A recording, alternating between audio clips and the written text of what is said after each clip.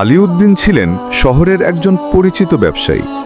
আল্লাহ তাকে বিপুল ধনসম্পদ দিয়েছিলেন। বহুদিনের স্বপ্ন ছিল তার একদিন কাবা শরীফে গিয়ে হজ করবেন। অবশেষে সেই সুযোগ এসে গেল।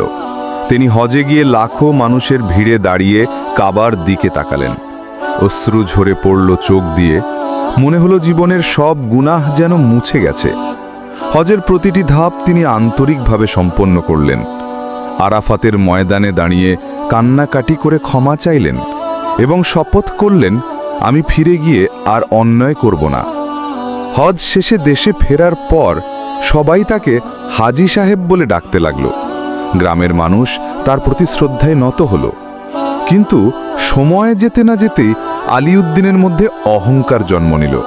তিনি মনে মনে বলতে লাগলেন, আমি তো হাজী হয়ে গেছি, আমার অবস্থান এখন সবার উপরে।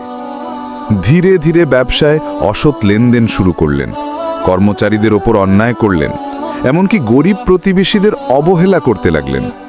তার মনে হলো হাজী হওয়ার কারণে আল্লাহ তার ছোটখাটো গুনাহ মাফ করেই দেবেন।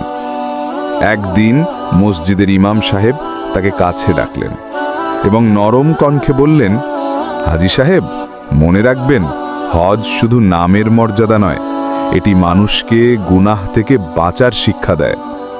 রসুল সাল্লাল্লাহু আলাইহি ওয়াসাল্লাম বলেছেন, যে হজ করল অথচ অশ্লীলতা ও গুনাহ থেকে বিরত থাকল না, তার জন্য হজের কোনো প্রতিদান নেই, শুধু কষ্ট আছে।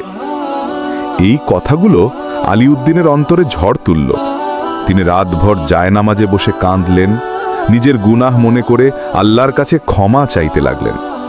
পরদিন থেকেই তার জীবনে পরিবর্তন এলো।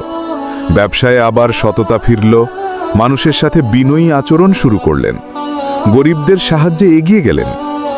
এবার গ্রামবাসী তাকে শুধু নামেই নয়, প্রকৃত অর্থেই হাজী বলে সম্মান করতে লাগল। এই গল্প আমাদের শেখায়, হজ জীবনের এক মোড় ঘোরানোর সুযোগ। যদি তা পরে গুনাহে ডুবে যায়, তবে হজ কেবল নামের জন্য থেকে যায়। কিন্তু যে বান্দা হজের পর তওবা করে জীবন পাল্টে ফেলে, সেই প্রকৃত হাজী। ভিডিওটি ভালো লাগলে লাইক, শেয়ার এবং চ্যানেলটি সাবস্ক্রাইব করুন।